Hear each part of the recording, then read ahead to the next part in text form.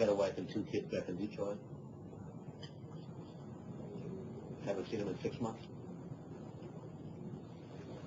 Steel mills were laying people off left and right. They finally went under. We gave the steel companies a break when they needed it. You know what they gave themselves? Raises. The golden rule. He who has the gold makes the rule. If they close one more factory, we should take a sledge to one of that fancy fucking foreign cars. You know, you ought to have a little more patience with me. Yeah, well, I'm all out. The whole deal is like some kind of crazy game. They put you at the starting line. The name of the game is Make It Through Life.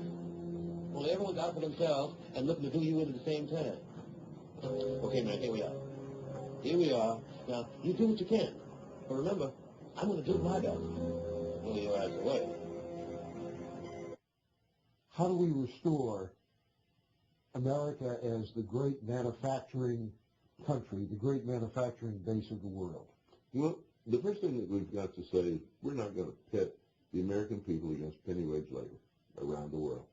And so in other words, we've got to recognize that there's a large measure of unfairness when we treat underpaid, slave-paid workers in other countries on an equal footing with U.S. workers. Well, we will say, we could put in an equalizing tariff that would say, as other countries bring their level of wages up, that we would reduce the tariff. American people are great competitors. They'll compete. Tariffs are better than taxes, in my view. We could pay for the legitimate cost of the federal government with a good protected tariff. We did until 1913 yeah. in this country. And it's also, it's philosophically honest. What it says, you can buy American-made products, and here they are, and that's what they are, and you pay no taxes on it. But if you want a luxury good, or if you want to buy something that's made in Germany or Brazil or China, you have to pay a little bit more, and it's your choice. Yeah.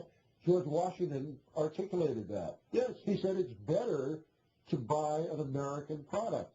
You can spend more money on a foreign product, but when you buy an American product, you're strengthening the American worker, you're strengthening your family, you're strengthening American industry. Well, I don't think most history is fair to this, but George Washington was very much a nationalist in that sense.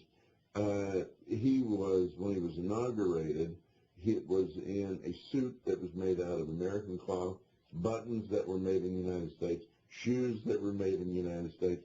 After the Revolutionary War, George Washington would only buy things made in America. Would that this prevailed again?